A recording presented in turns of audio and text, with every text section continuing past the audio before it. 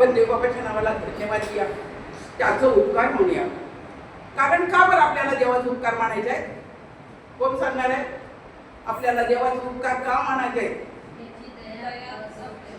त्याने त्याची दया कृपा आपल्यावरती केली आणि त्यानं तुम्हाला आणि मला काय केलेलं आहे? नीतिमान केलेलं आहे. हालेलुया. आपले दोन हात एकत्र करून देवबापाच्या नावाला धन्यवाद देऊ.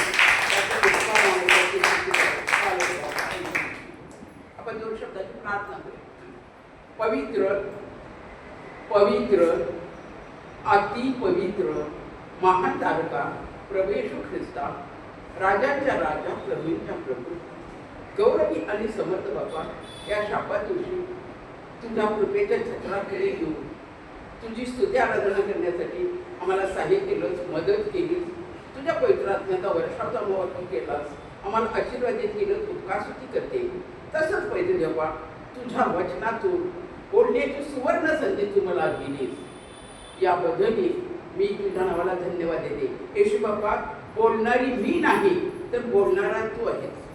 तुझ्या पवित्र आत्म्याचा वर्षाव तू माझ्यावरती कर. माझ्या मुखाचा ताबा तू घे आणि माझ्या मुखाचं राजा स्वतः तू बोल आणि तू आपल्या नावाचं गौरव करून घे. तुझ्या लेकरांना समजदार असं अंतःकरण दे, ऐकू येणारे कान दे आणि तुझ्या वचनाप्रमाणे जीवन जगण्यासाठी प्रत्येकाला सहाय्य कर, मदत कर आणि येशू तुझ्या नावाचं गौरव होऊ दे. येशूच्या नावात मागते म्हणायचे जा. आमेन. हालेलुया. तर आताच आपण स्तोत्र पहिलं वाचलेलं आहे. त्याचं हेडिंग काय आहे माझ्या देवाच्या प्रेलेकरांना? आपण सगळ्यांनी एकत्र वाचायचं आहे. ते मी म्हणणार 1 2 3 म्हटल्याबरोबर आपण म्हणायचंय 1 2 3. हालेलुया. तर देवाच्या नावाला आपण धन्यवाद देऊया, आपण त्याचे उपकार मानूया, त्याची स्तुती करूया. कारण प्रभू येशूनं तुमच्यासाठी, माझ्यासाठी आणि संपूर्ण जगाच्या पापासाठी आपला प्राण त्या वधस्तंभावरती दिलेला आहे. आपलं मनाचं रक्त त्या वधस्तंभावरती ओतलेलं आहे. आणि म्हणून स्तोत्र 32 आणि याच्या पहिल्या वचनामध्ये सांगितलेलं आहे की ज्याच्या अपराधांची क्षमा झाली आहे, त्याच्या पापावर पांघरून घातलेला आहे तो धन्य. ज्याच्या हिशोबी परमेश्वर अनितीचा दोष लावित नाही आणि ज्याच्या मनात कपट नाही तो मनुष्य धन्य. देवाच्या प्रिय लेकरांनो, खरोखर प्रभू येशूनं संपूर्ण जगाच्या पापासाठी आपला प्राण दिला, आपलं मुलाचं रक्त होतं. पण प्रत्येकानं त्याला ग्रहण केलेले असं नाही. तर देवानं तुम्हाला आणि मला या संपूर्ण जगातून निवडून वेगळं करून आपली लेकरं बनवलेली आहेत. हालेलुया. कारण योहान 3:16 प्रमाणे देवाचं वचन सांगते की देवाने जगावर एवढी प्रीती केली की त्याने आपला एकुलता एक पुत्र दिला. कशासाठी? तर तुम्हाला आणि मला तारण्यासाठी. आणि त्याच्यावरती जो कोणी विश्वास ठेवतो त्याचा नाश होऊ नये, तर त्याला सार्वकालिक जीवन प्राप्त व्हावे. आणि म्हणून ते सार्वकालिक जीवन प्राप्त होण्यासाठी देवबापानं तुमची माझी निवड केली. म्हणूनच आपण त्याला आपला तारणारा, आपला मुक्तिदाता म्हणून त्याला आपल्या जीवनात घेतलेला आहे. आणि त्यामुळं काय झालेलं आहे? योहान 1:12 प्रमाणे आज आपण देवाची लेकरं बनलेलो आहोत. हालेलुया. याबद्दल आपण देवबापाच्या नावाला धन्यवाद द्या. आणि आताच आपण पाहिलं स्तोत्र 32 मध्ये आपल्या सगळ्या पापावरती पांघरून घातलेलं आहे, सगळ्या पापांची आपल्याला क्षमा केलेली आहे. आणि त्यामुळं देवबापा आपल्याला कोणत्याही प्रकारचा अनितीचा दोष लावत नाही. तर तुम्हाला मला त्याने काय केलेलं आहे? नीतिमान केलेलं आहे. हालेलुया. नीतिमान म्हणजे देवाच्या इच्छेप्रमाणे चालणारी लेकरं, देवाला मान देणारी लेकरं. हालेलुया. आणि याबद्दल आम्ही देवबापाच्या नावाला धन्यवाद देऊया. तर या स्तोत्र 1 मध्ये सांगितलेलं आहे की जो पुरुष दुर्जनाच्या मसलतीने चालत नाही, मग तिथं पुरुष असू दे, स्त्री असू दे, लहान बाळ असू दे किंवा वृद्ध व्यक्ती असू दे, ती व्यक्ती काय करेल की जी नीतिमान आहे ती दुर्जन म्हणजे काय? ते देवापासून दूर आहे, येशूला ओळखत नाही. त्यांनी कोणत्याही प्रकारचा आपला सल्ला दिला आपल्याला तर त्या सल्ल्याने ते वागत नाही. कारण काय? त्यांना माहिती आहे की माझा तारणारा, माझा मुक्तिदाता, मला सोडवणारा माझा स्वर्गीय पिता माझ्या बरोबर आहे. हालेलुया. आणि म्हणून स्तोत्र 46 वचन 1 मध्ये सांगितले की संकट समयी सहाय्य करण्यासाठी माझा स्वर्गीय पिता सदैव तयार आहे, तोच माझा आश्रय आहे. हालेलुया. आणि म्हणून ही जी नीतिमान व्यक्ती आहे ती जे देवापासून दूर आहे ते येशूला मानत नाही, त्यांचा कोणताही सल्ला ते घेत नाही. हालेलुया. आणि जर का त्याचा सल्ला आपण घेतला तर आपण सैतानाच्या फासक्यात पडलो, आपला नाश झाला हे ठरलेलेच आहे. हालेलुया.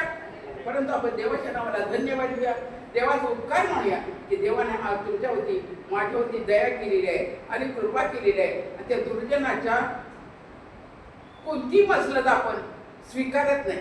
याबद्दल देवाच्या नावाला आपण धन्यवाद देऊया, त्याचा उपकार मानूया, त्याची स्तुती करूया. ओके. तर ती व्यक्ती काय करत असते तर परमेश्वराच्या नियमशास्त्राचे रात्र दिवस मनन करतो. आता पहा, घरामध्ये पुष्कळ स्त्री लोकांना काम असते, भांडी घासायचे, कपडे धुवायचे, वाटलं ते काम असते. माणसं म्हणतात बायकांना काय काम आहे, पण ज्यावेळी त्याच्या वंशात तेव्हाच कळे त्यांना किती काम असते ते.